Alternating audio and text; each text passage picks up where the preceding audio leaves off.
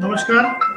अपनों की बात में आप सभी का स्वागत है। और जैसे कि हम लोग चर्चा कर रहे हैं लगातार कि सकारात्मक माहौल कैसे बनाया जाए इस कोरोना की विभीषिका में, जहां लोग सब परेशान हैं और स्वास्थ्य व्यवस्था के चलते काफ़ी परेशानी लोगों को हो रही है। लेकिन इसके कई पहलू हैं। जब हम चर्चा शुरू करते हैं तो हमने एक बात सबसे पहले कही है कि हम सारे सकारात्मक पहलुओं पर चर्चा करेंगे, नकारात्मक विषयों पे हम लोग अभी डिस्कशन नहीं कर रहे हैं। लेकिन एक चीज हम लोग जो देख रहे हैं उसमें हम लोग को कुछ बातें समझने की है, जैसे कि इस माहौल में जो लोगों को काफी डिप्रेस कर रहा है, कई सारी चीजें आ रही हैं, सुर्खियां थोड़ी बदल रही हैं, लेकिन उन सुर्खियों को और बदलने की आवश्यकता है। तो मैं सबसे पहले डॉक्टर प्रमोद पाठक को इसमें जोड़ना चाहूंगा। डॉक्टर पाठक, आप ये बताइए कि इस माहौल में जहां नेगेटिविटी का माहौल है और उस स्थिति में जब हम लोग पॉजिटिव कैसे हों, क्या, चूंकि हम लोग लगातार ये चौथे दिन आपसे बात कर रहे हैं, आप चौथे दिन लगातार जुड़े हुए से, तो इस नेगेटिव माहौल में पॉजिटिव चीजें कैसी हो। दूसरी की स्ट्रेस मैनेजमेंट वो कैसे बेहतर किया जाए, या इसमें और क्या तरीका अपनाया जाए जिससे कि हम इस माहौल से और इस पेंडेमिक की स्थिति से मानसिक तौर पे अपने आप को मजबूत करें इससे लड़ने के लिए। चूंकि कई बार सारी बातें निकल के आई है कि जब हम स्ट्रेस में रहते हैं, हम दबाव में रहते हैं, तो हमारा इम्यून सिस्टम गड़बड़ हो जाता है। तो वैसी स्थिति में आपका क्या सुझाव है, क्योंकि आप एक प्रोफेसर हैं, ऊपर से स्ट्रेस मैनेजमेंट के आप डॉक्टरेट हैं, पीएचडी किया हुआ आपने, तो मुझे लगता है मनोविज्ञान के आप स्टूडेंट और शिक्षक दोनों ही हैं। तो उस स्थिति में आप क्या कहना चाहेंगे जी। एक बार सबसे पहले तो आपका और आपके दर्शकों का अभिवादन कि आपने इतना सुंदर एक कार्यक्रम चालू किया है। इसकी बड़ी आवश्यकता है आज। और उसी चीज की आपने जो सवाल उठाए हैं, उन सवालों को तो उनका उत्तर देने के लिए थोड़ा हम लोगों को एक आम आदमी के विचार से हट करके एक मनोवैज्ञानिक की तरह सोचना पड़ेगा। देखिए, कहने को मैं मनोविज्ञान का छात्र हूँ, पिछले 50 वर्षों से मैं मनोविज्ञान ही पढ़ रहा हूँ। लेकिन हर आदमी थोड़ा बहुत मनोविज्ञान समझता है। एक ही चीज है कि वो उसका शिकार भी हो जाता है। अभी जैसे आपने एक सवाल पूछा कि इतने नकारात्मक माहौल में सकारात्मक कैसे हुआ जाए, ये सवाल बड़ा ही माकूल है। मुझे लगता है बहुत ही जरूरी भी है, क्योंकि लोगों के दिमाग में आ रहा है कि भाई एक तरफ हम देख रहे हैं ये तमाम तरह की नकारात्मक जानकारियां आ रही हैं जो है फैला रही हैं, हमें ये बता रही हैं कि साहब आपके ऊपर खतरा मंडरा रहा है, ऐसे में सकारात्मक कैसे हुआ जाए। तो सचमुच में ये सवाल तो थोड़ा जटिल है। लेकिन इसमें एक चीज मैं पहले कहना चाहूंगा कि जो स्थापित शोध हैं मनोविज्ञान के, उसके अनुसार नकारात्मकता से मानव विचार जो है बहुत बुरी तरह प्रभावित होता है। इनफैक्ट एक जो क्लासिकल यानी शास्त्रीय मनोविज्ञान का ऑब्जर्वेशन है, इसका डेटा देना तो मुश्किल आजकल, चूंकि एक बड़ी बीमारी हो गई है डेटा की। सबको डेटा चाहिए, और जितना डेटा आ रहा है उतना ही कंफ्यूजन बढ़ भी रहा है। तो इस पर डेटा नहीं है, लेकिन ये शास्त्रीय मनोविज्ञान का ऑब्जर्वेशन है कि एक दिन में किसी एक सामान्य मनुष्य के दिमाग में कोई 50 से 60 हजार नकारात्मक या सकारात्मक विचार आते हैं। मगर जो इसमें गौर करने वाली बात यह है कि उन विचारों में से कोई 90 से 95% विचार नकारात्मक आते हैं और पॉजिटिव विचार बहुत कम आते हैं। अब दूसरा पक्ष इसका यह है कि इन 90 से 95% नकारात्मक विचारों में से 99% जो विचार आते हैं वो बेसलेस, बेबुनियाद होते हैं और वो कभी घटित नहीं होते। तो इसलिए इस पर चिंता करने की आवश्यकता नहीं है, लेकिन हम चिंता करते हैं क्योंकि मानव स्वभाव है, असुरक्षा की भावना होती है, तमाम चीजें हैं।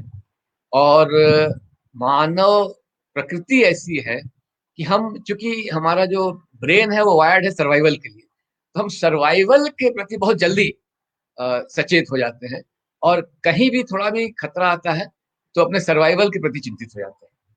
तो इसलिए नकारात्मकता का ये असर बहुत बुरा होता है।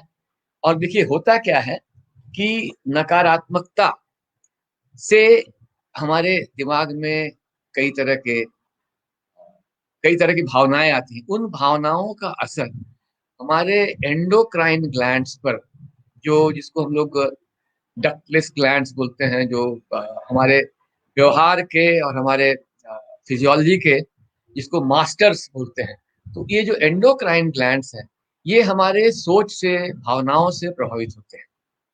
अब आप देखिए आजकल जो मेडिकल साइंस की राय है, मेडिकल साइंस बड़ा स्पष्ट बोलता है कि साहब 90 to 95% डिजीज का साइकोसोमैटिक ओरिजिन है, यानी माइंड बॉडी कनेक्शन है। और जो बाकी 5% बचे हैं उनमें भी मनोविज्ञान का ये रोल है कि अगर आपको दवा पर विश्वास नहीं है तो आप कभी ठीक नहीं होंगे। इसीलिए हम लोग मेडिकल साइंस में फेथ हीलिंग की बात करते हैं। और मनोविज्ञान के लैबोरेटरीज में हम लोगों ने प्रयोग भी किया है कि जैसे कंट्रोल एक्सपेरिमेंट किया कि सरदर्द के मरीजों को बी कॉम्प्लेक्स की गोली दी और उन्हें बताया कि आपको सरदर्द की सबसे बढ़िया गोली दी जा रही है, तो उन मरीजों पर भी बी कॉम्प्लेक्स से सरदर्द ठीक हुआ। ये प्लेसबो इफेक्ट है और ये फैक्ट है। और आपने कभी गौर नहीं किया कि जैसे देखिए ये होता क्या है कि हमारे सर में दर्द होता है तो हम पैरासीटामोल खाते हैं, हमारे पाँव में दर्द होता है तो भी हम पैरासीटामोल खाते हैं, लेकिन हम खाते मुंह से हैं। उस दवा का असर सर में होगा कि पैर में होगा ये तय कौन करता है? ये हमारा दिमाग करता है। तो इसलिए ये बड़ा जरूरी है कि दिमाग के रोल को एक तो बीमारी में और दूसरा हीलिंग में समझना जरूरी है। अच्छा, आजकल क्या हो गया है, देखिए पहले ऐसा नहीं था। पहले क्या था, हम लोग चौथे पांचवी क्लास में पढ़ते थे कि भाई लिटिल नॉलेज इज डेंजरस, यानी कम जानकारी घातक होती है, नीम हकीम खतरे जान, या तमाम बातें होती थी। अभी क्या हो गया है, जानकारी बहुत हो गई है लेकिन हम ये देख रहे हैं कि अधिक जानकारी ज्यादा खतरनाक हो गई है। और इसमें क्या करो रोजी, कोरोना के बारे में मुझे लगता है पिछले 1.5-2 साल में जितनी जानकारी आई, जितने बड़े पैमाने पर और जितने तरह के विशेषज्ञ आए, उतनी जानकारी किसी एक विषय पर मुझे नहीं लगता कि 100, 200, 500, 1000 साल में कभी आई होगी। लेकिन इसका जो दुर्भाग्यपूर्ण पक्ष वो ये है कि अभी भी हमको कुछ नहीं मालूम है। तो यही ट्रेजेडी है। इसलिए नकारात्मकता बढ़ रही है। और बल्कि ये जो आंकड़ा है ना, सारी समस्या की जड़ में आंकड़ा है।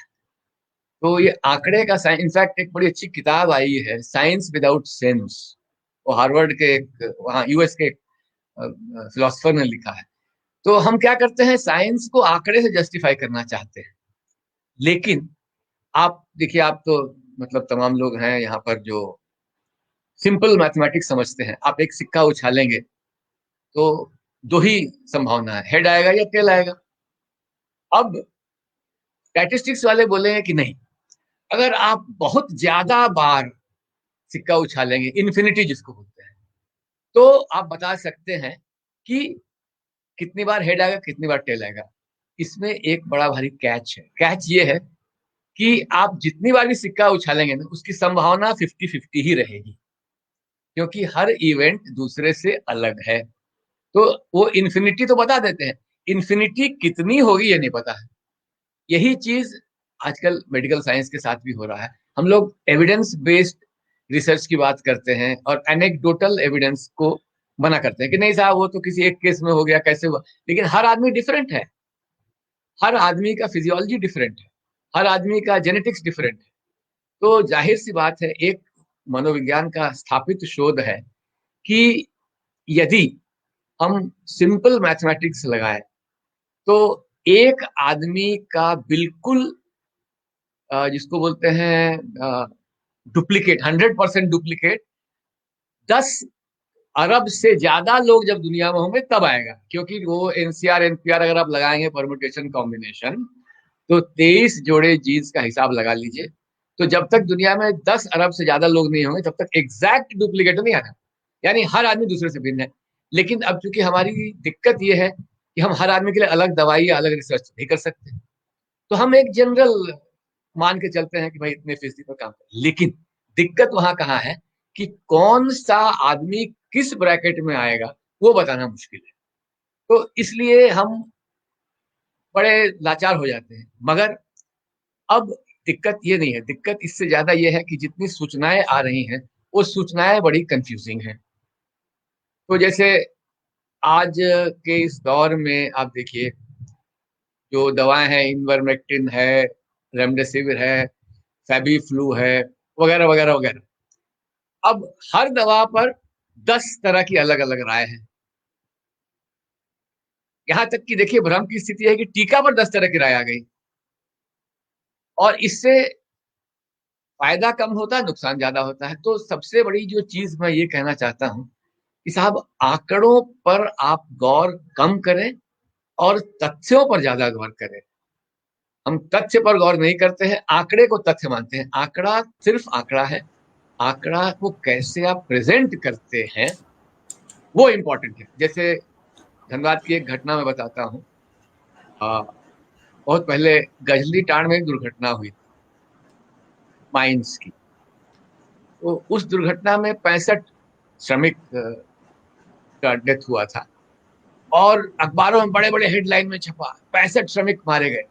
मगर किसी अखबार ने ये नहीं कहा कि बैक शिफ्ट में 16,000 वर्कर बाहर निकाले गए। ये भी तो फैक्ट है।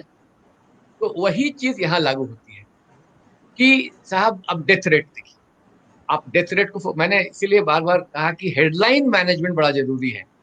अभी कल परसों मेरा एक कैनेडियन चैनल पे इंटरव्यू हो रहा था, तो उसने कहा साहब हेडलाइन मैनेजमेंट का क्या मतलब। उनका बड़ा सिंपल सा मैटर कि मतलब आप ये तो बता देते हैं कि साहब इतने लोग जो है वो कोरोना संक्रमित हैं, रिकवरी कितनी हुई इसको हेडलाइन में दिखाइए ना।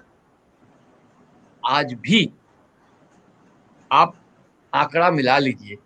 तो अभी जैसे आप सीडीसी की साइट पे जाएंगे, जो यूएस की शीर्ष शोध की संस्था है, तो बताएगा कि साहब इतने आदमी जो है फ्लू से मरते हैं, इतने आदमी टीबी से मरते हैं, बल्कि भूख से, hunger and hunger related diseases से 9 million people die every year.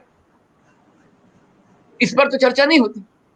अभी कोरोना के ऊपर इतनी ज्यादा चर्चा होगी कि लोग डर गए हैं। तो नकारात्मकता को दूर करना है तो तथ्यों पर जाइए, और तथ्य और ओपिनियन में फर्क है। हम लोग राय को तथ्य मान ले रहे हैं, वहीं गड़बड़ी हो रही है। नहीं, मेरा, तो आप जैसे मनोविज्ञान की बात कर रहे थे, मनोविज्ञान पे मैं थोड़ा सा एक विषय थोड़ा सा हटता हूँ। ये जो जी पिछले वर्ष 11th के बच्चों ने अपनी पूरी तैयारी के बगैर 11th को पास किया, और अब वो जी बच्चे 12 में हैं, या जो 10 ठीक में बच्चे पास किए वो 11 में है, जो ठीक 11 के बच्चे हैं वो 12, और 12 के बच्चे अभी इंतजार कर रहे हैं। ऐसी हाँ स्थिति में उन बच्चों हाँ के लिए जो अभी, जिनको अभी पढ़ के बहुत सारी जानकारी हासिल करनी थी जो उनके भविष्य में काम आती, उसमें हाँ। उनकी प्रिपरेशन जो कम हुई है, वो अपने आप को काफी सशंकित महसूस करते हैं। नहीं, तो इसमें उनके लिए आपका क्या, उसके उसमें आपका क्या देखिए, कहना है, कैसे? हाँ। इसमें गड़बड़ी कहाँ है? इसमें गड़बड़ी ये है कि तैयारी करने से तो किसी ने रोका नहीं है। आप तैयारी के बाद परीक्षा देते हैं, लेकिन तैयारी करने से आपको किसी ने रोका नहीं है। काम तो जानकारी आएगी ना आपके परीक्षा में। आपने इनफैक्ट एक चीज आपने गौर नहीं किया कि आज से 20 साल 25 साल पहले पढ़ाने के लिए कॉलेज में पीएचडी आवश्यक नहीं था, नहीं था। आज आप बोलते हैं पीएचडी आवश्यक है। लेकिन मैं ये कहता हूं कि ये जो लेवल आपने बढ़ाया उससे फर्क क्या पड़ा? किसी एक विषय में पीएचडी करने से आपके पढ़ाने की क्षमता कैसे बेहतर होती है भाई? आपकी पीएचडी क्या है? किसी एक विषय पर बहुत ज्यादा जानना। तो ये तो आमतौर पर हम क्या करते हैं ना कि अपने अजम्पशन जिसको मान्यताएं हैं उसके आधार पर ये काम करते हैं कि साहब ये करने से ये होगा, ये करने से ये होगा। अभी क्या है, पहले जो है, पहले इतनी ज्यादा जानकारी नहीं थी, इतने ज्यादा शोध संस्थान नहीं थे। अब एक चीज आप एक गौर कीजिए कि साहब केवल 70 साल में हम लोगों ने बिलियंस ऑफ डॉलर्स खर्च किया WHO के द्वारा हेल्थ रिसर्च पर। बिलियंस ऑफ डॉलर्स, हर साल 4 बिलियन 5 बिलियन डॉलर खर्च होता है। और WHO का जो आगमन हुआ, उसका जो फॉर्मेशन हुआ, वो आज से 70 साल पहले हुआ। लेकिन आज भी WHO इतने रिसर्च के बाद एक ही बात बोलती है कि साहब जो 100 साल पहले हम करते थे, मास्क लगाइए, दूरी बनाइए, हाथ पैर धोते रहिए। अभी ये 5 रुपए के साबुन से साफ होने वाले वायरस पर हम कुछ बता नहीं पा रहे हैं। तो ये तो बड़ा ट्रेजेडी है ना। तो इसलिए देखिए, हम ये नहीं कहते कि मेडिकल साइंस ने कुछ नहीं किया, लेकिन मेडिकल साइंस की सीमाएं हैं, उस सीमा को समझना पड़ेगा। और मेडिकल साइंस की मिरेकल नहीं करता। मिरेकल तो आदमी, इसमें तो लोगों को विल पावर की आवश्यकता है कि अपने अंदर कितना विल पावर रखते हैं। मेडिकल साइंस चमत्कार नहीं करता, चमत्कार पेशेंट करता है। बल्कि इसमें कई इंडिविजुअल ऐसे केसेस हैं जिसमें कि लोगों को लगता है चमत्कार हो गया। दीपक चोपड़ा वगैरह जो वर्ल्ड लेवल के गुरु हैं, उनकी किताबें, उन्होंने कहा कि साहब अब जैसे आप यहाँ देखिए ना, सलमान खान, लाइलाज बीमारी है। युवराज सिंह कैंसर से निकले। तो विल पावर का बड़ा रोल है हीलिंग में। हम लोग बोलते हैं फेथ हीलिंग। तो इसलिए हम अब आपके मूल सवाल पर आते हैं, क्योंकि ये विषय बड़ा लंबा है, इस पर मैं वो आपका पूरा शो ही खत्म हो जाएगा।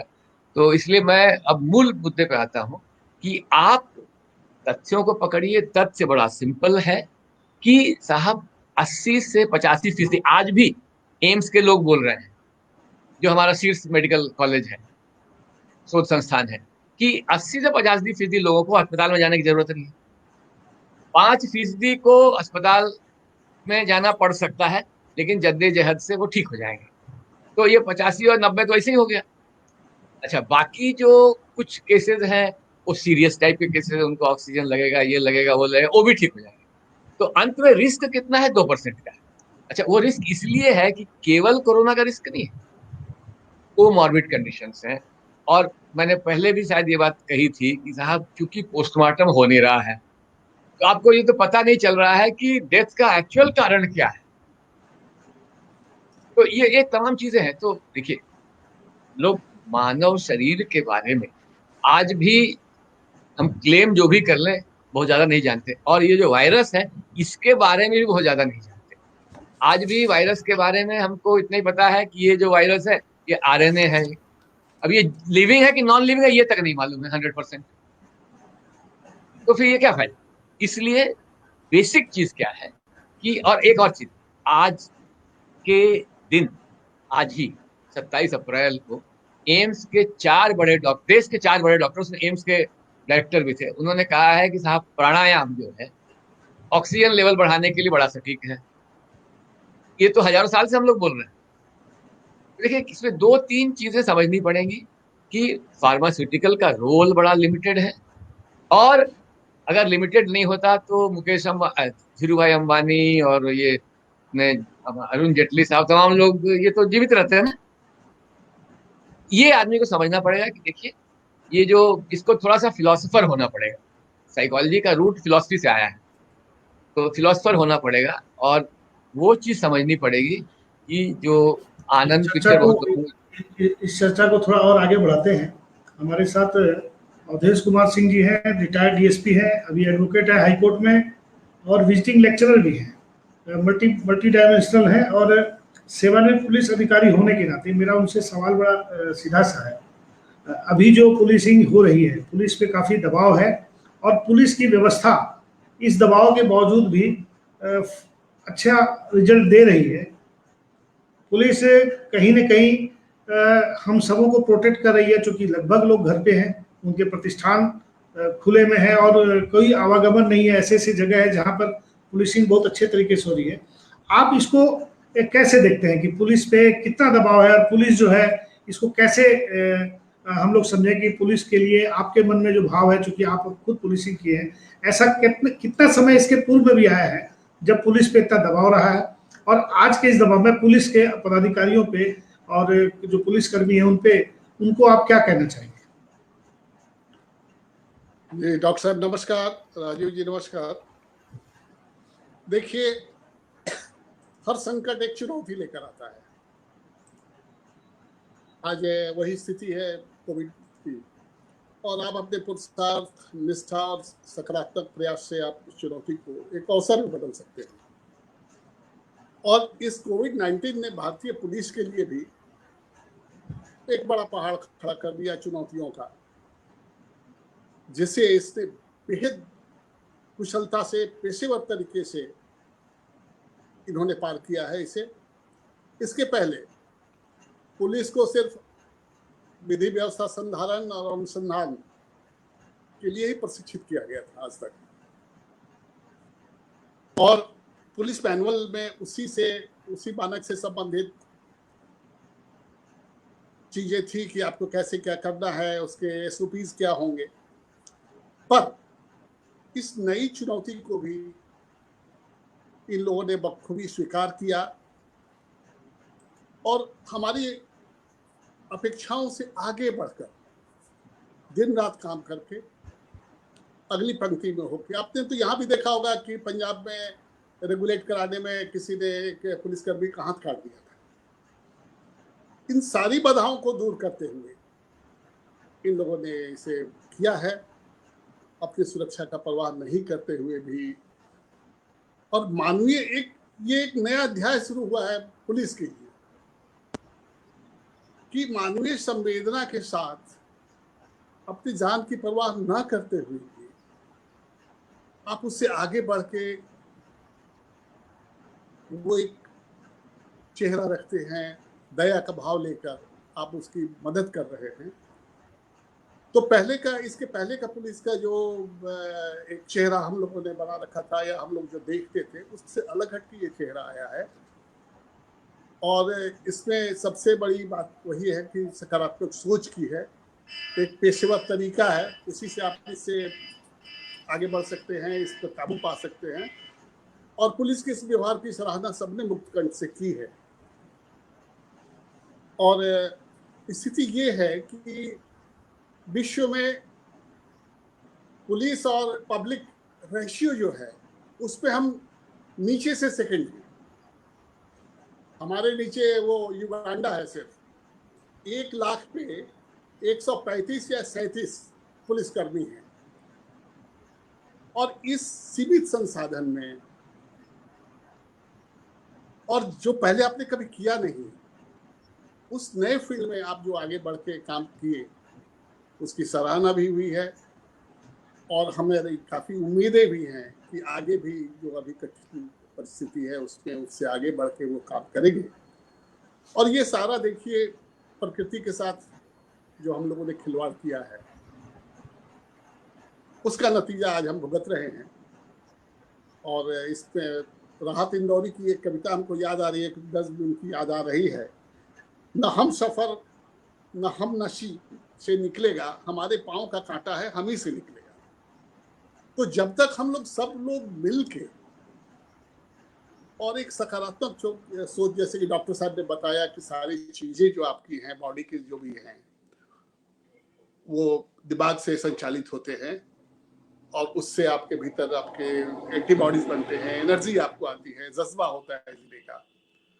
तो उस सोच के साथ हम सबकी सेवा करेंगे, अपने आगे बढ़ेंगे, तो हम लोग लगता है कि इसको बखूबी अच्छे तरीके से हम लोग इसको पार कर पाएंगे। और यही मेरा सोचना है। और मेरा एक प्रश्न ये है कि जो पुलिस पे दबाव है उनको अपने स्ट्रेस मैनेजमेंट के लिए क्या करना चाहिए, आपकी तरफ से क्या सलाह है? और आप चूंकि एक अधिवक्ता भी हैं और झारखंड हाई कोर्ट से जुड़े भी हैं, काफ़ी मामलों में देखते हैं, तो अधिवक्ताओं वाले मैटर पे, जैसे अधिवक्ता आज के दिन ऑनलाइन हो रहे हैं, उससे कोर्ट की प्रोसीडिंग्स पे कितना फर्क पड़ा है, मामलों में कितनी देरी हो रही है, इन सब चीज़ों पे थोड़ा आप प्रकाश डालेंगे तो और लोगों को जानकारी बढ़ेगी। साथ साथ ये भी बताएंगे कि आप लोग, चूँकि आपने सिटी पुलिसिंग से लेकर के जंगल वारफेयर तक में हिस्सा लिया है, तो उस समय में और अभी के हालात में जो स्ट्रेस मैनेजमेंट आप लोग करते थे या करते हैं या अभी करना चाहिए, इस पर थोड़ा सा एलिबरेट करके लोगों को बताएं जी। देखिए, जहाँ तक स्ट्रेस की बात है तो आज पुलिस महकमा जो है वो स्ट्रेस से तो काफी दबा हुआ है। 18 घंटा 16 घंटा ये नेशनल क्राइम रिकॉर्ड ब्यूरो का ये है डेटा है कि उन लोगों को काम करना पड़ता है। और डॉक्टर साहब तो बखूबी जानते हैं कि इस ऐसे केसेस में बर्नआउट हो जाता है लोगों का, काम करने की उनकी ताकत कम हो जाती है, पॉजिटिविटी खत्म हो जाती है। तो इसके लिए तो योगा क्लासेस कराए जा सकते हैं। डॉक्टर साहब जैसे लोगों से जो स्ट्रेस मैनेजमेंट में जिन्होंने काफी नाम कमाया है, इनकी सलाह ली जा सकती है। और आजकल जो पुलिस प्रशिक्षण जो कॉलेजेस हैं, डिस्ट्रिक्ट हेडक्वार्टर्स हैं, वहां पर रेगुलर ये प्रशिक्षण चलना चाहिए स्ट्रेस मैनेजमेंट की, जिसकी की बहुत आवश्यकता है आज के दिन में।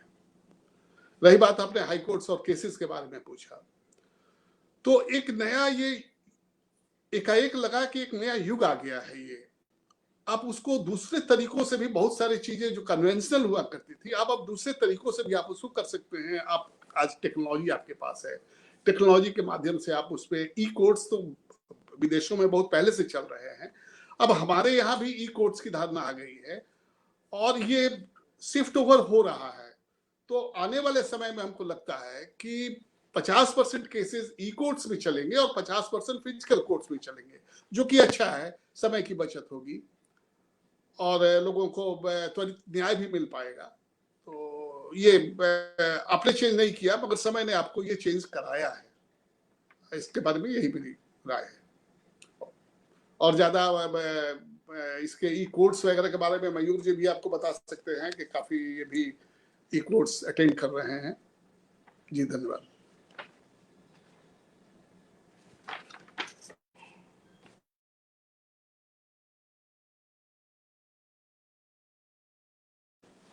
सुन नहीं पा रहे हैं? इसी विषय को जब मैं आगे बढ़ाता हूँ तो डॉक्टर प्रमोद पाठक यहाँ स्ट्रेस मैनेजमेंट के गुरु हैं और स्ट्रेस मैनेजमेंट पे इनका अच्छा रोल है। तो डॉक्टर पाठक, आप पुलिस व्यवस्था में जो अभी जो स्ट्रेस की प्रॉब्लम हो रखी है या की प्रॉब्लम आती है, आप उस पर क्या कहना चाहेंगे डॉक्टर पाठक? ठीक है, मैं आगे बढ़ता हूँ। मैं मयूर जी से आता हूँ। मयूर जी, मैं आपको लेट से जोड़ पाया, इसके लिए हम लोग एक बार फिर अलग से और एक सेशन करेंगे।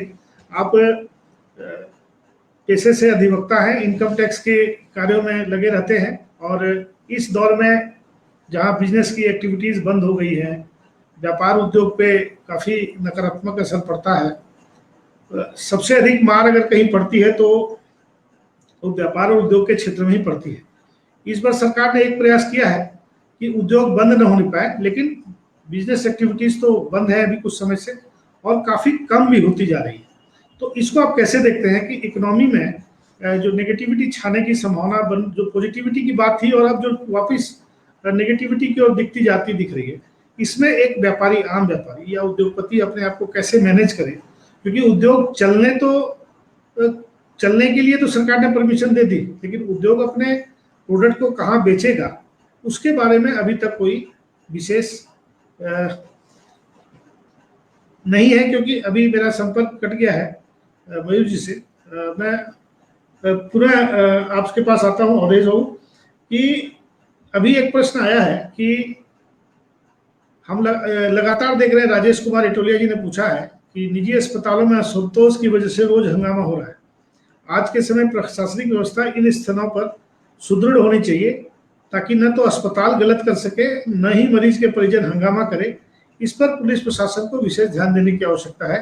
इस पे जो मैं देख रहा हूँ पुलिस प्रशासन तत्पर है, लेकिन आप इस पे क्या संदेश देना चाहेंगे?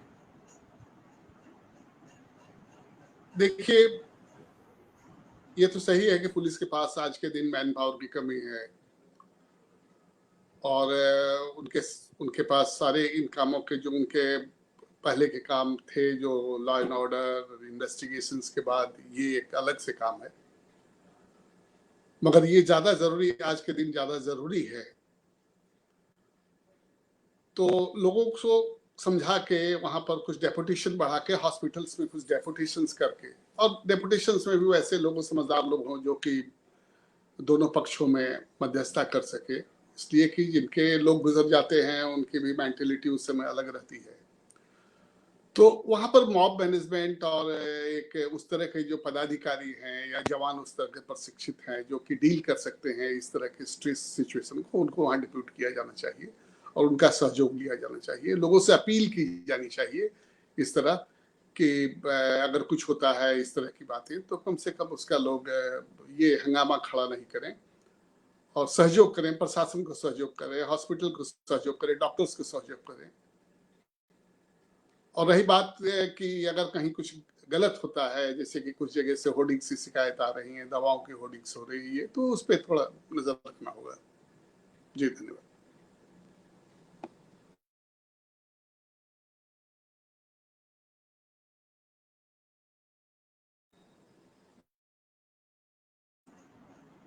जब हम स्ट्रेस मैनेजमेंट की बात करते हैं तो पहला नाम धनबाद में हम लोग आप ही का आता है और आप पूरे इस क्षेत्र में आपको बड़े आदर के साथ सुना जाता है। पुलिसिंग व्यवस्था जो है आज के दिन, पुलिस व्यवस्था का जो स्ट्रेस मैनेजमेंट अभी जो उसको ज़्यादा आवश्यक है, बहुत अधिक आवश्यकता पुलिस विभाग को भी है, क्योंकि जब हम अपने उद्योग व्यापार प्रतिष्ठान को बंद करके घर में बैठे हैं तो मिनिमम आना जाना कर रहे हैं, वैसी स्थिति में आप पुलिस के विभाग के लोगों को क्या संदेश देना चाहेंगे, अपने स्ट्रेस मैनेजमेंट को कैसे करें, किस तरह से उनको अब आवश्यकता है, जबकि उनके यहाँ काफी कार्यक्रम चल रहे होते हैं, उसके बावजूद भी आपकी तरफ से क्या संदेश है? नहीं, ये मतलब देखिए, पुलिस का तो जो जॉब है वो वैसे भी स्ट्रेसफुल होता है। हम लोग मानते हैं कि कुछ प्रोफेशंस ऐसे होते हैं जो स्ट्रेसफुल होते हैं, जैसे आज की तारीख में मेडिकल प्रोफेशन सबसे ज्यादा स्ट्रेस्ड हो गया, तो पुलिस का तो वैसे भी स्ट्रेसफुल है। और इसके लिए बाकायदा पुलिस के लिए स्ट्रेस की ट्रेनिंग होती है, हम लोगों ने किया भी है और इस पर कई बार बात भी हुई। मुझे लगता है धनबाद में भी कई बार बात हुई, लेकिन धनबाद में मटेरियलाइज नहीं हो पाया। जैसे मुझे लगता है ये 20-25 साल से एक बार लाटेकर साहब यहाँ एसपी थे तब भी ये बात चली थी, फिर उसके बाद चौथे साहब थे तब भी ये बात चली, राजीव रंजन जी डीजीपी थे तब भी ये बात चली, लेकिन वो मटेरियलाइज नहीं हो पाया। लेकिन इस समय जो स्थिति है इसमें आपको कोई, मुझे लगता है, बल्कि सीबीआई वालों के लिए मैंने एक बार किया था, सीबीआई के ऑफिसर्स के लिए स्ट्रेस मैनेजमेंट का ट्रेनिंग बड़ा सा प्रोग्राम किया था। मगर अभी जो स्थिति है, अभी इस स्थिति में कोई एकदम से मतलब फिजिकल स्ट्रेस मैनेजमेंट ट्रेनिंग देना संभव नहीं है। लेकिन पुलिस के लोगों को थोड़ा सा अपने लिए 15 से 20 मिनट निकालना पड़ेगा, और 15 से 20 मिनट निकाल के वो यदि अपना स्ट्रेस मैनेजमेंट खुद ही कर लें, बल्कि हो सकता है अगर ऑनलाइन से जुड़ जाएं आपके साथ तो हम लोग कुछ वो सिंपल टिप्स बता सकते हैं, तो उसका फायदा हो। अभी हो क्या रहा है कि पुलिस चौतरफा दबाव में है। एक तरफ वो क्राउडिंग को रोकना है, दूसरी तरफ क्रिमिनल्स को रोकना है, तीसरी तरफ जो हॉस्पिटल मैनेजमेंट है वहां भी पुलिस। हमारे यहाँ क्या है कि हर चीज में हम पुलिस लगा देते हैं, तो जाहिर है कि ओवरवर्क तो है। अच्छा, पुलिस की संख्या भी कम है, आप पर मैन आप जोड़ लीजिए तो बहुत ही कम है। और उसके अलावा जो सबसे बड़ी समस्या क्या है कि जो पॉलिटिकल हमारा सिस्टम है उसमें पुलिस का इंडिपेंडेंस भी नहीं है। तो ये तमाम चीजें मिला के उनके जॉब को स्ट्रेसफुल बना, लेकिन उसका उपाय ये है कि पुलिस के लोगों को अपने स्ट्रेस मैनेजमेंट के लिए प्रतिदिन कम से कम 15 से 20 मिनट निकालना चाहिए। और वो क्या करते हैं, फिजिकल एक्सरसाइज तो करते हैं, लेकिन फिजिकल के साथ साथ थोड़ा मेंटल वर्कआउट भी करना होगा। तो मेंटल वर्कआउट में जैसे हम लोग कहते हैं, मान लीजिए थोड़ा योगा कर लिया, थोड़ा इस तरह की जो भी चीजें उनके दिमाग को डाइवर्ट करते हैं, 20 मिनट 25 मिनट उतना ही करना है। और टेम्परामेंट बदलना पड़ेगा, पुलिस का टेम्परामेंट थोड़ा इफेक्टेड। तो मुझे लगता है कि ये 15-20 मिनट अगर वो योगा वोगा कर लें तो इसका थोड़ा फायदा तो मिलेगा। ये जरूरी भी है और ये संभव भी है। और अगर ये भाई पुलिस वाले ये कहते हैं कि टाइम नहीं है, तो ये बात मैं नहीं मानता, क्योंकि देखिए आपका जो ये शरीर है ये बड़ा कीमती है। हम लोग बोलते हैं कि साहब आप एक स्कूटर मोटरसाइकिल खरीदते हैं तो उसके झाड़ पोछ से लेके मतलब सफाई सुफाई में 20 मिनट लगाते हैं, गाड़ी खरीदते हैं तो 1 घंटा लगाते हैं, मकान खरीदते हैं 30-35 लाख का तो दुनिया भर का टाइम लगाते हैं। तो ये जो आपका शरीर है ये तो कई मिलियन डॉलर्स का है, हिसाब से लगाइए अगर ऑर्गन बाजार के हिसाब से। तो इसके लिए अगर आप 20-25 मिनट नहीं निकाल सकते तो भाई ये तो आपकी गलती है, ये निकालना पड़ेगा। और इससे आपकी प्रोडक्टिविटी बढ़ेगी। ये पुराना रिसर्च है, बेस्ड है ऑन डेटा एंड स्टडीज, कि अगर आप 24 घंटे के 24 घंटे काम करते हैं तो आपकी उत्पादकता घट जाती है, लेकिन अगर रेस्ट पॉज दे के, सिस्टम को रेस्ट दे के, सिस्टम को ठंडा रख के काम करते हैं तो आपकी उत्पादकता बढ़ जाती है।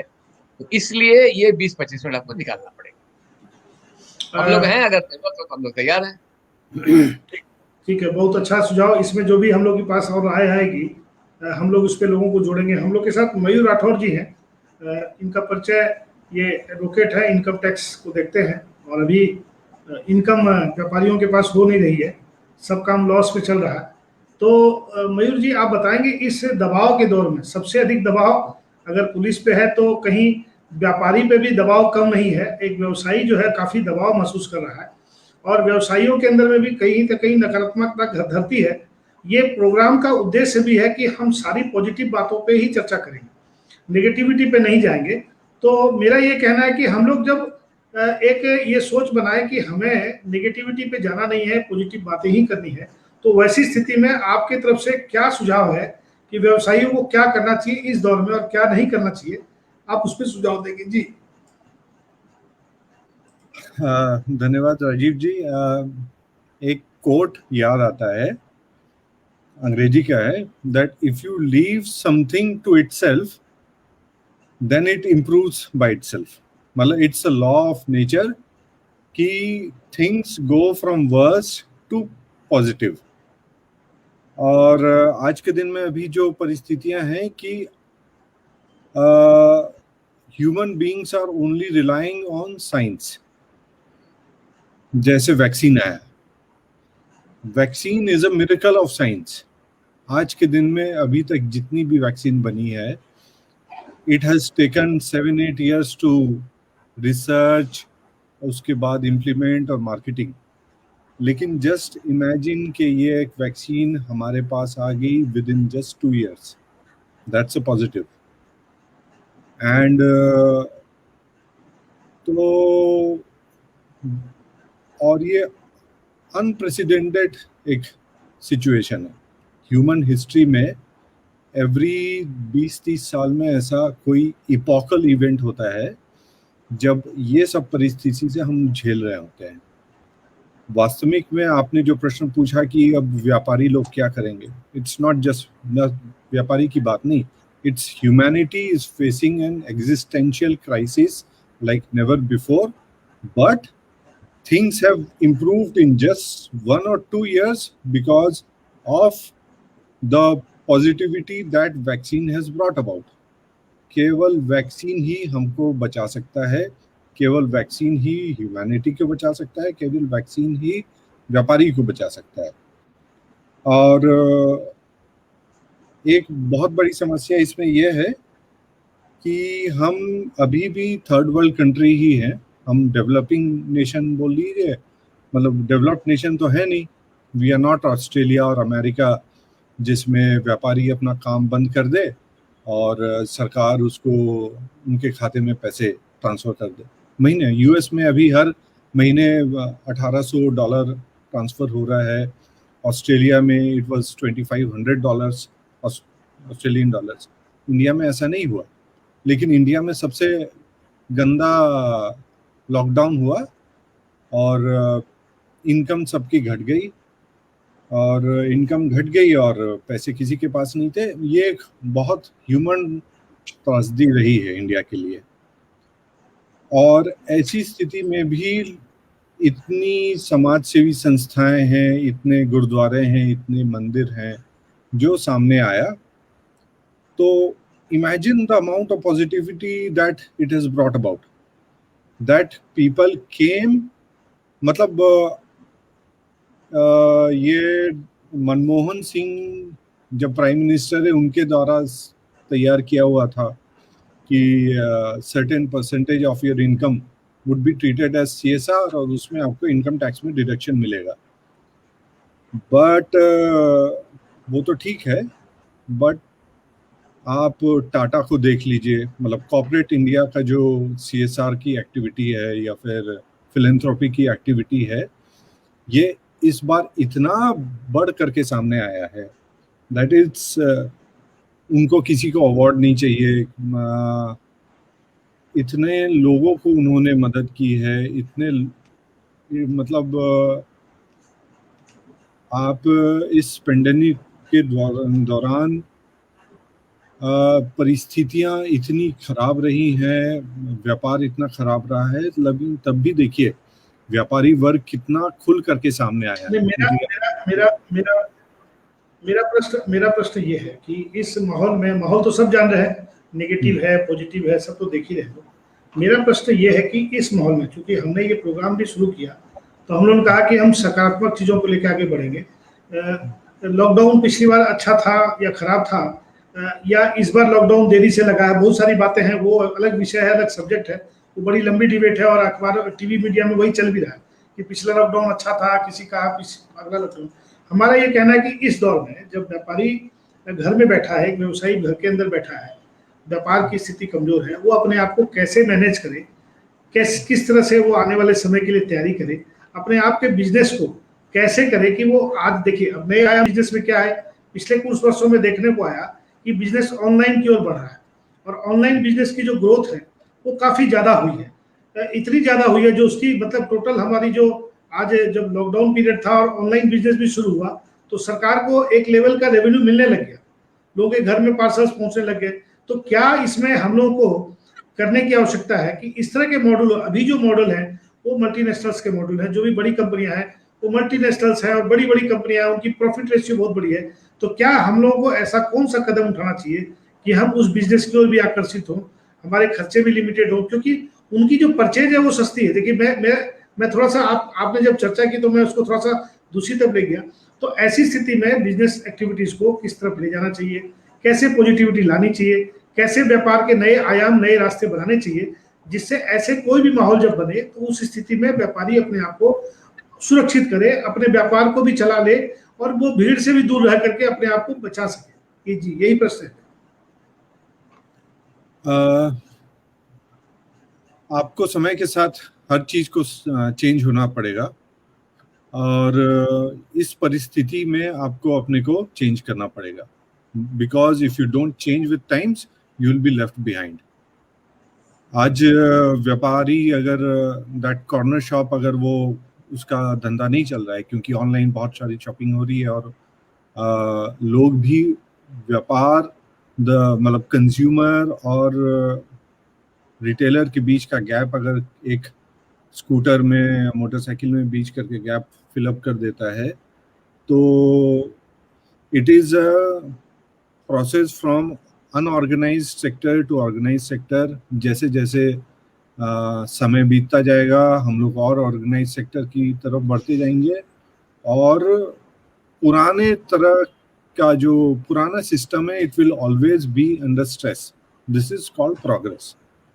आप जैसे तो आपको चेंज करना होगा। इट्स मतलब कैसे करेंगे वो हर बिजनेस का अपना मॉडल होगा, हर रिटेलर का अपना मॉडल होगा, हर FMCG या व्हाटएवर हर चीज का अपना मॉडल होगा, लेकिन आपको अपने को परिवर्तन करना होगा। इसमें आप अगर ये पूछ सकते हैं कि गवर्नमेंट क्या हेल्प कर सकता है, तो एक्चुअली गवर्नमेंट कुछ नहीं है। The only expectation from government is don't, हमें जो करना है हमें करने दीजिए। कैपिटलिज्म का सबसे बड़ा फंडा ये है कि businessman knows what is best for their interest.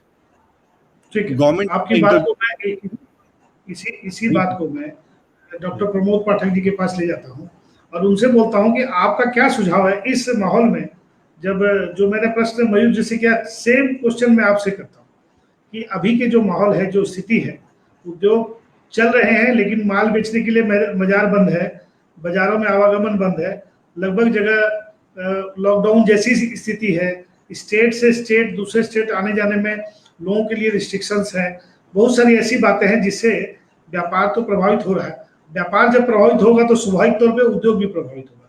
उत्पादन अगर करके रख लेंगे, उसकी बिक्री का मार्केट अगर बंद रहेगा तो प्रोडक्ट कहाँ बिकेगा। उसमें जो बिजनेस के नए आयाम आए हैं, जैसे आज के दिन जो बड़ी बड़ी कंपनियां, मल्टीनेशनल कंपनियां, बाहर विदेशी कंपनियां जो इसमें लगी हैं, जिसके चलते एक ये ऑनलाइन बिजनेस का जो कंसेप्ट नया खड़ा हुआ है, उसको आप कैसे देखते हैं, और हम लोगों को आपकी तरफ से क्या सुझाव है कि क्या करना चाहिए एक व्यापारी को अपने, जैसे मैंने स्ट्रेस मैनेजमेंट के बारे में तो पूछा ही, साथ साथ बिजनेस पॉइंट ऑफ व्यू से भी हम लोग को क्या करने की आवश्यकता है कि अपने आप को कैसे बदले कि वो एक रास्ता बने और उससे आने वाले समय कभी भी ऐसी स्थिति आए तो उनकी बिजनेस एक्टिविटी चलती रहे। जी देखिए राजीव जी, ये जो वर्तमान परिस्थिति है, ये परिस्थिति खुदरा व्यापार के लिए तो फिलहाल ठीक नहीं है। लेकिन आपको एक और भी चीज बता दूं, जैसे मेरा जो पिछले पैंडेमिक मतलब पिछले साल का जो अनुभव है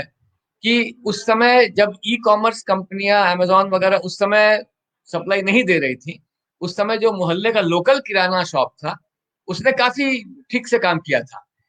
उसके बाद क्या हुआ कि ये मॉडल थोड़ा बदला, और मॉडल बदल के अभी आप देखिए कितनी बड़ी ट्रेजेडी है, या मैं तो कॉन्स्पिरेसी भी कह सकता हूं इसको, कि साहब एक तरफ लोग भूखों मर रहे हैं, दुकानदार की कमाई नहीं हो रही है, दुकानें बंद हैं, और दूसरी तरफ दुनिया ट्रिलियनेयर की तैयारी कर रही है।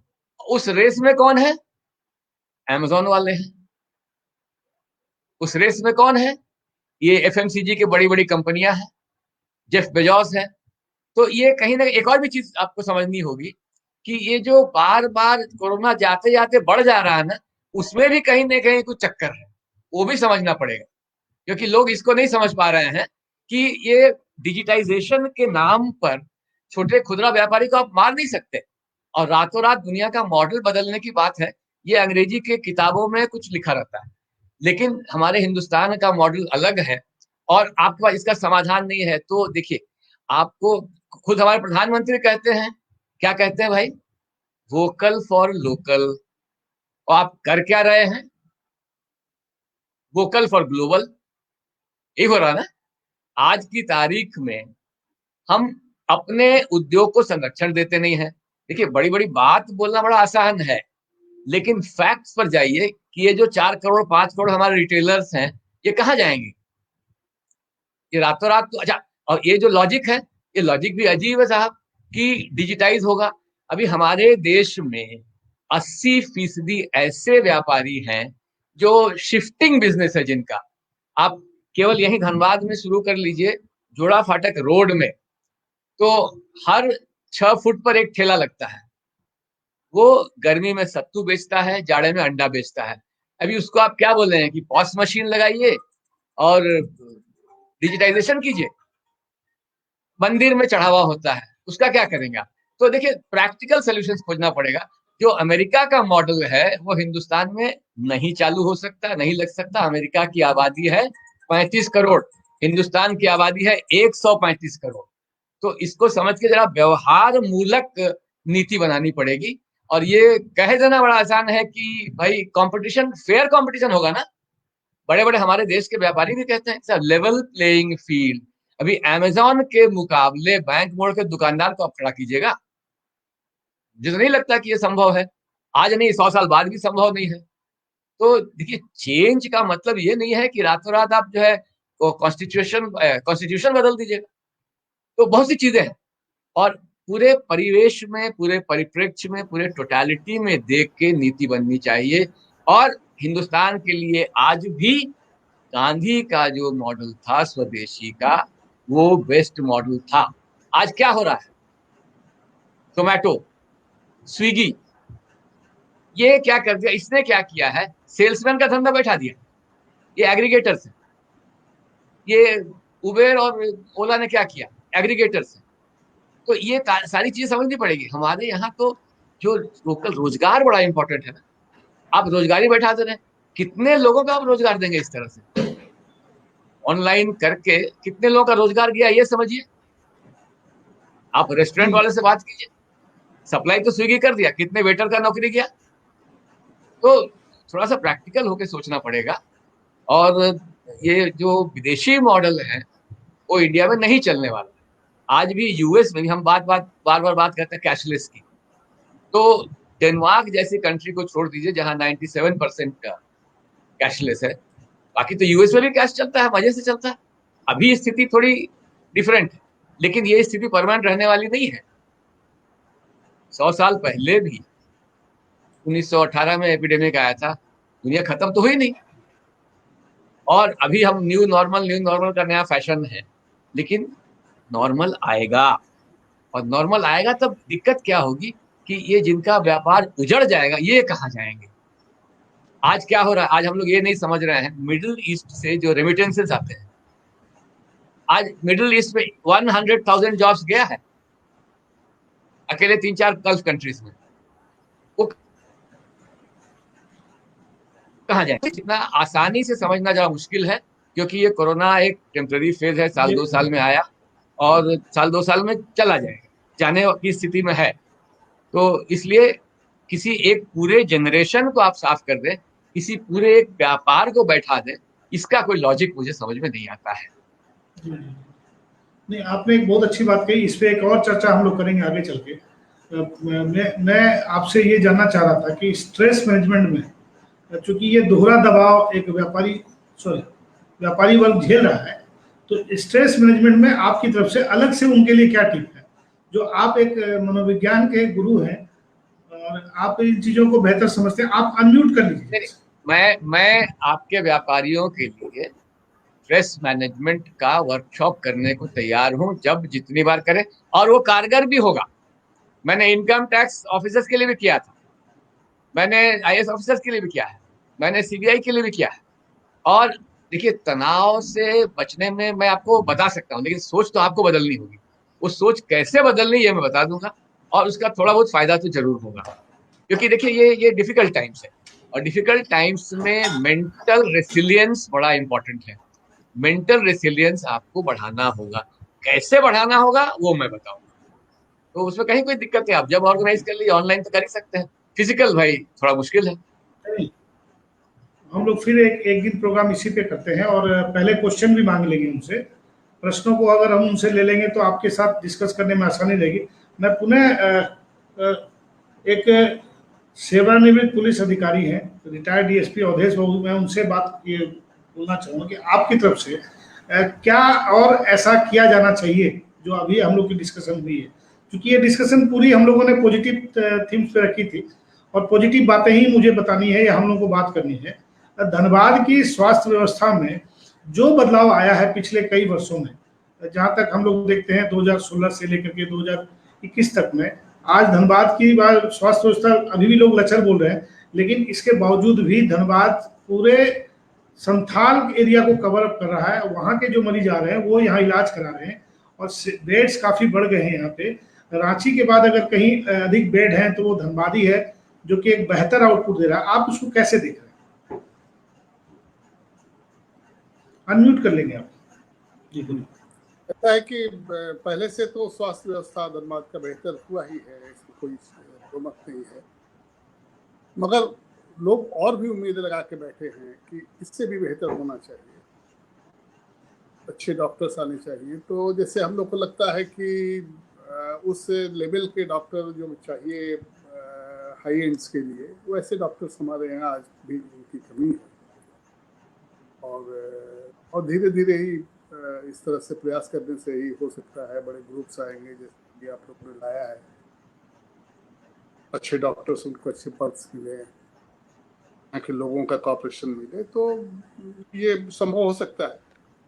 अदरवाइज समझिए कि आम जब भी कोई विशेष गंभीर परिस्थिति हो तो लोग बाहर भागते हैं, तो वो चीज़ आज भी है, और उसके लिए तो और धीरे धीरे यही प्रश्न, ठीक यही प्रश्न मयूर आप जी बताइए। और लोगों को भी होगा, देखिए जिस तरह से लोग होते हैं ना, उसी तरह की वो उनको पुलिस मिलती है, उसी तरह के उनको डॉक्टर्स भी मिलते हैं, तो लोगों को भी कॉपरेट करना होगा, लोगों को भी उन पर विश्वास करना होगा।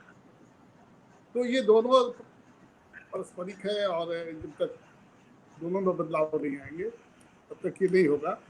और ये और बात है कि आंधी हमारे हाथ में नहीं है, मगर एक चिराग जलाना तो हमारे सबके अख्तियार की बात है। तो ये जब सामूहिक होगा, सारे लोगों का इसमें सहयोग होगा, तभी कुछ हमारे यहाँ बदलाव आ सकता है। जी जी मयूर जी, आप बताएंगे, आप भी यहाँ पे काफी समय से हैं और चीजों को देख रहे हैं कि कैसे धनबाद में चीजें बदली हैं और धनबाद की जो स्थिति है उसमें कितना चेंजेस आया है, विकास के नए रास्ते बने हैं। उसमें स्वास्थ्य के क्षेत्र में भी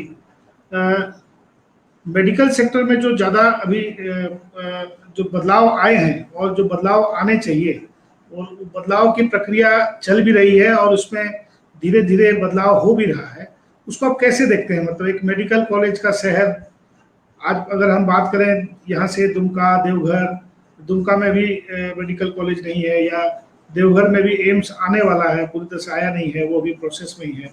गिरिडीह, जामताड़ा, मधुपुर, ये जो इलाके हैं, इन सारे क्षेत्रों में सिर्फ ये कि धनबाद का ही मेडिकल कॉलेज कैटर करता है। धनबाद में लगभग 30-35 हज़ार लोगों की एक सालाना की इमरजेंसी की सिस्टम रन करती है, एक फुल फ्लेज्ड ब्लड बैंक काम करता है। ऐसी स्थिति के बावजूद भी हमारी क्या अपेक्षाएं हैं, किस तरह से हम लोग उसको लें कि धनबाद में स्वास्थ्य सुविधाएं बेहतर हों, और उसमें उसको बेहतर करने में समाज क्या योगदान दे सकता है, आपके नजरिए से बताएं जी। आप 10 वर्ष पूर्व की धनबाद और उस समय क्या परिस्थितियां थी, कितनी मेडिकल फैसिलिटी थी, और आज के दिन में देखें तो जमीन आसमान का फर्क है। कुछ लोग जरूर बोलेंगे कि हाँ भाई धनबाद में ये नहीं है, वो नहीं है, लेकिन आप भी एक संस्थान चलाते हैं, उनका देखरेख करते हैं, तो ये पॉजिटिव तो है। 10 साल पहले जो परिस्थितियां थी कि हमें लगता था कि धनबाद में ऐसा कुछ हो भी जाए, लेकिन तो फिर तो कुछ नहीं हो सकता। लेकिन आज के दिन में एटलीस्ट प्राइमरी, टर्शियरी और अब तो स्पेशलिटी भी खुल गई है।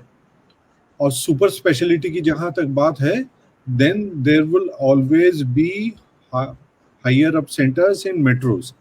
उसके बीच का कनेक्टिविटी भी बढ़ गई है। और ये त्रासदी हर छोटे शहरों की है। आप एक वर्ग जरूर होगा जो उसको लगेगा कि हाँ भाई मतलब धनबाद में तो ये नहीं है और पटना में तो ये नहीं है। That is all about economies of scale. जब तक इकोनॉमी उस हिसाब से बढ़ती नहीं है, उस हिसाब से आपको फैसिलिटी नहीं मिलेगी। लेकिन धनबाद की इकोनॉमी को देखते हुए बहुत बदलाव आया है, बहुत सकारात्मक और पॉजिटिव बदलाव आए हैं पिछले 10-15-5 साल में।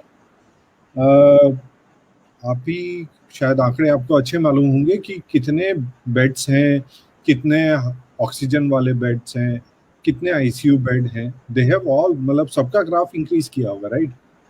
सो इट्स ऑल पॉजिटिव। यू जैसा कि ये प्रोग्राम में आपने बोला था, you have to take everything is positive, and there is something called the Indian way of doing things. हर चीज पॉजिटिव तो इंडिया में नहीं है, लेकिन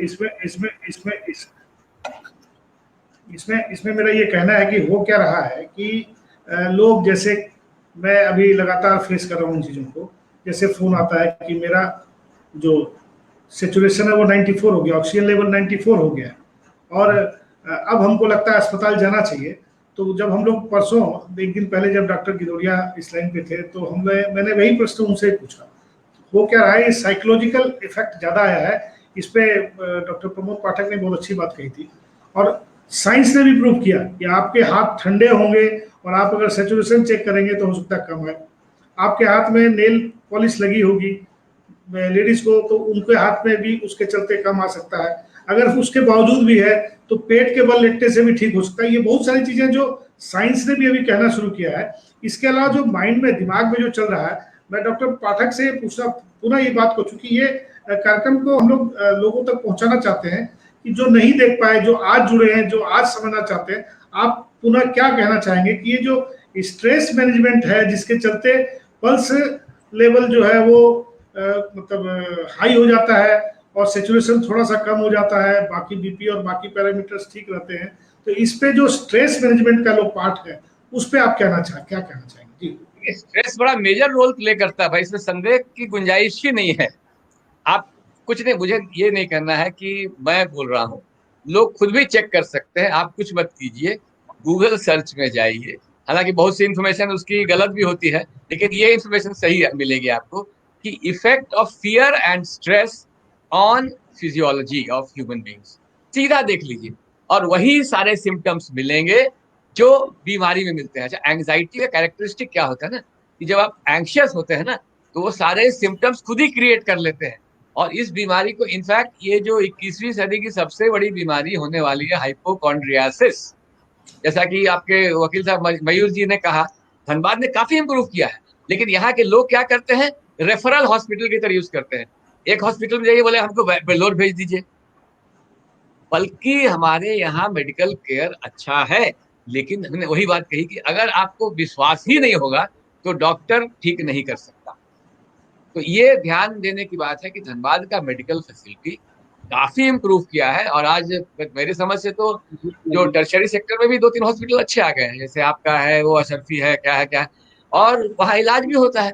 अब आप अगर दिल्ली जाने पर आमादा है, दिल्ली में कितनी दिक्कत है आप समझ लीजिए, तो इसका कोई उपाय नहीं है। लेकिन देखिए, बेसिकली मेडिकल साइंस भी मानता है फेथ हीलिंग।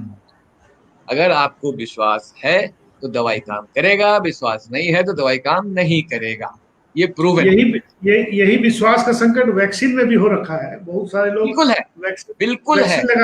वैक्सीन लगाने के लिए अपने आप को बोलते हैं कि नहीं मैं वैक्सीन लगाऊंगा, उसके बाद मुझे घर से निकलना नहीं होगा, मैं कुछ कर नहीं पाऊंगा, मैं वैक्सीन नहीं लगवाता हूँ। जी बताइए। मुझसे बहुत आदमी ने पूछा, मैंने कहा कि यार टेटवेक का इंजेक्शन कभी लिए हैं? बोला हाँ लिए हैं। हमको उससे कम तकलीफ होती है इसमें, आप ले लो। लेकिन लोगों को समझ में आ रहा है कि वैक्सीन, अच्छा उसमें इसीलिए कहा कि नकारात्मक सूचनाएं हैं। 0.0% या 0.3% आदमी को नुकसान करेगा, वो तो वैसे ही करेगा यार, उसमें वैक्सीन का क्या दोष है? तो ये तमाम चीजें हैं कि बेसिकली हम लोग अपने दिमाग से सोचते हैं और फिर उसको सही मान लेते हैं, ऐसा नहीं है। एक स्क्रीन पे प्रश्न है, हाँ। उसको थोड़ा सा आप गौर करेंगे, स्क्रीन पे आ रहा है, आप देख रहे होंगे। देख रहा हूं मैं जी। तो उसमें क्या कहना चाहेंगे? इसमें भाई देखिए, इसमें तो अस्पताल प्रबंधन की नैतिकता पर सब कुछ निर्भर है। अगर आप ये देखिए, बेसिकली नैतिकता को जो है ना हम बदल नहीं सकते, तो उस पर आपको विश्वास करना पड़ेगा। अब कौन सी जो इलाज है उसका क्या कीमत है, ये तो इसका प्रशासन ने तो रेट बना ही दिया है और उसमें अनुपालन होना चाहिए। अगर उसमें कोई नहीं करता है तो भाई, अगर कोरोना ईमानदारी नहीं सिखा सकता तो और कोई ईमानदारी नहीं सिखा सकता, ये बड़ी पक्की बात है। ये आपने बहुत अच्छी बात बोली, और मुझे लगता है कि कोरोना ने ईमानदारी के नए आयाम गढ़ने चाहिए, और एक बदलाव की बयार इसी से निकलेगी। जब कभी कुछ नुकसान होता है तो उसके आगे कुछ अच्छे होने की संभावना भी बढ़ती है, लोगों का काम करने का जज्बा भी बढ़ता है, अपने आप को प्रूव भी करने की इच्छा रहती है। लोग सोचते हैं कि हम आने वाले समय अपने आप को प्रूव करेंगे और आगे बढ़ेंगे, उन्नति करेंगे। तो आज का ये जो संदेश है हम लोग यही देते हैं लोगों को। एक एक लाइन में हम लोग अपना संदेश देंगे कि भाई आज के इस दौर में हम लोग जो पॉजिटिविटी की बात कर रहे हैं, धनबाद के अच्छे पक्ष की बात कर रहे हैं, धनबाद में जो अच्छा होना चाहिए। अभी आपको मैं एक अच्छी बात बताऊं, इस कार्यक्रम में जो धनबाद में हम लोग बोलते थे धनबाद साउथ में कोई डेवलपमेंट का काम नहीं होता। अभी हाल के समय एक काम हुआ है जो अखबारों में आया है और मैं उस जगह का साक्षी रहा हूँ। तो धनबाद साउथ में जो स्टेशन बना था 2011 में जो बनना शुरू हुआ था, मैं उस समय DRCC मेंबर था। मुझे याद है कि मैं जब DRCC मेंबर था तो मैं लगातार ये प्रश्न डिवीजन लेवल पे उठाता था, लेकिन जोनल लेवल पे ये प्रश्न नहीं पहुंचता था।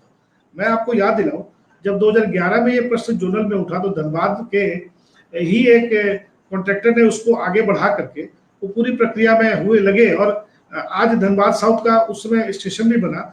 और एक अच्छी बात अभी ये हुई कि धनबाद साउथ को DAV मैदान से होते हुए जोड़ते हुए रोड बनी है, उसका अंडरपास मतलब लिमिटेड समय में, जो 2 दिन का समय था, उस 2 दिन के समय में उन्होंने अंडरपास को बनाया है। जब वो बन रहा था तो मैं उस जगह का साक्षी हूँ, और वो अंडरपास कंप्लीट हो चुका है।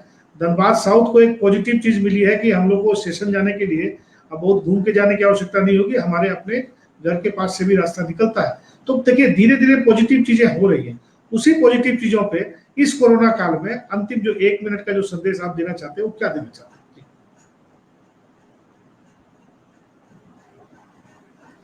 मुझे बताना है क्या? हाँ, आप बताइए। देखिए, मेरा एक ही संदेश है कि भाई देखिए, चीजें बेहतर हो रही हैं, चीजों को बेहतर होने में टाइम लगता है।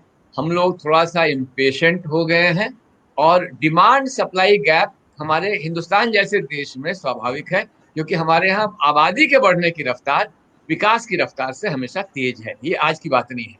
तो थोड़ा टाइम तो लगेगा और थोड़ा धैर्य रखना पड़ेगा। हम लोग थोड़ा अधीर हो गए हैं, और ये अधीर की वजह से ही हम लोग एंटीसिपेशन में दवाई भी ले लेते हैं, एंटीसिपेशन में अस्पताल भी चले जाते हैं। मैं आपको एक छोटा सा स्टैटिस्टिक्स देता हूं, आप इसको आजमा भी सकते हैं कि जब जैसे बहुत से सरकारी संस्थान शनिवार रविवार को बंद होते हैं, तो अमूमन शुक्रवार को और सोमवार को उनके हेल्थ सेंटर्स में भीड़ ज्यादा होती है।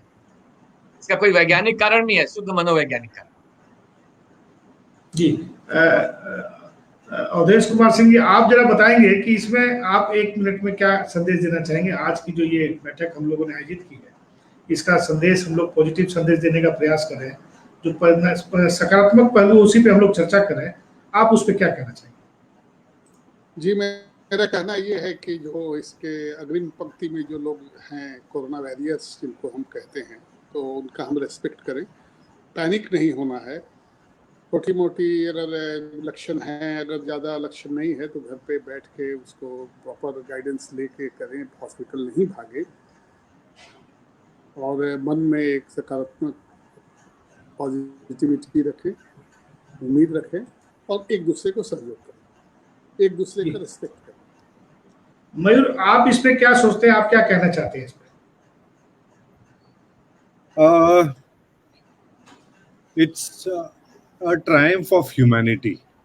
मतलब इतनी एडवर्सिटी में एक ही चीज हमने देखी है कि we have as a humanity, as a society, we have survived.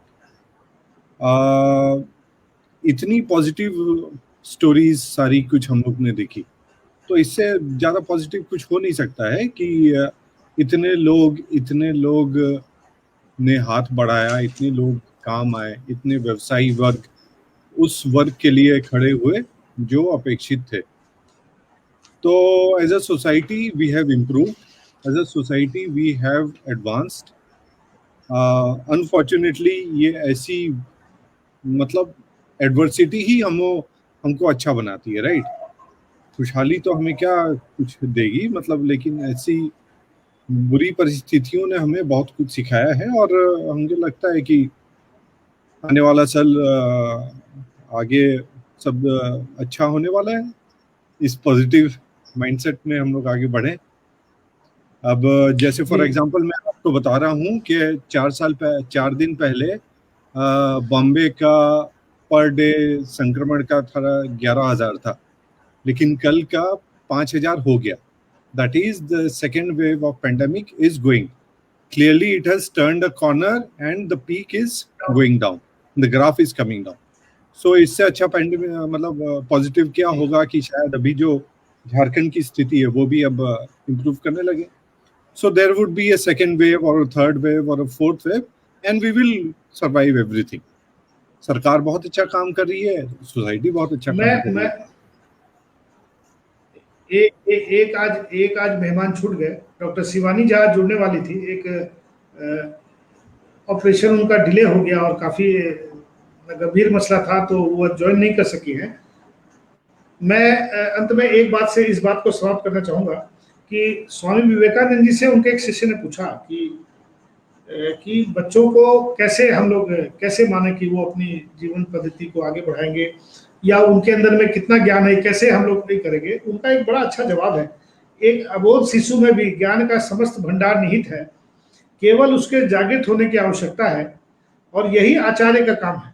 आचार्य मतलब हमारे गुरु जी इधर बैठे हुए हैं, डॉक्टर पाठक, और हम बच्चों के लिए बस इतना ही करना है कि वे अपने हाथ पैर आंख कान का समुचित उपयोग भर करना सीख लें, फिर सब कुछ आसान है। यही बात सिर्फ बच्चों के लिए नहीं, बड़ों के लिए भी लागू होती है।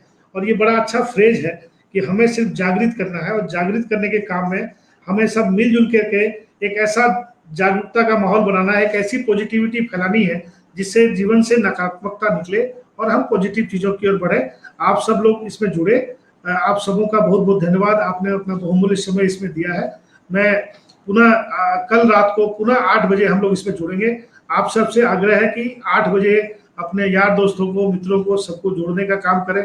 और जो जो लोग हम लोग नए रोज हम लोग कुछ नए वक्ताओं को जोड़ रहे हैं, कुछ नए लोगों को जोड़ रहे हैं, कुछ नई बातें कर रहे हैं, कभी स्वास्थ्य के क्षेत्र में, कभी मनोविज्ञान के क्षेत्र में। डॉक्टर प्रमोद पाठक लगातार चौथे दिन मेरे साथ जुड़े हुए हैं। अब मुझे लगता है कि स्ट्रेस मैनेजमेंट जो है एक बड़ा पार्ट है आज के दिन, उसमें इन्होंने लोगों को काफी मोटिवेट किया है, काफी उनको एक तरह से बदलाव करने में, क्योंकि काफी फोन कॉल मेरे पास आते हैं जिसमें उन लोगों का ये कहना है कि इस तरह के कार्यक्रम को आगे बढ़ाइए, लोग जुड़ना चाहते हैं, लोग समझना चाहते हैं। और ये एक ऐसा समय है जब बड़ी खबरों को देख करके कि आज 4 लाख केस हुए, आज 3.5 लाख केस हुए, आज 2 लाख केस हुए, वो इनका मनोविज्ञान बहुत स्पष्ट है कि अगर 3 लाख अगर हम दिखा रहे हैं, जैसे आज ही धनबाद का ही मामला लीजिए, 177 ठीक हुए और 88 बीमार हुए, 88 को पॉजिटिव हुए, 177 नेगेटिव होके घर गए। देखिए खबर ठीक उल्टी है, जैसे उन्होंने पहले कहा गजली टांड का उदाहरण लेके। तो मुझे लगता है कि हम लोग इसी लाइन पे आगे बढ़ते रहेंगे और पॉजिटिव चीजों को फैलाने में जो हम अपना योगदान दे सकते हैं, जो हमारी जानकारी जितनी है हम देते रहेंगे। आप सबों को पुनः बहुत बहुत धन्यवाद।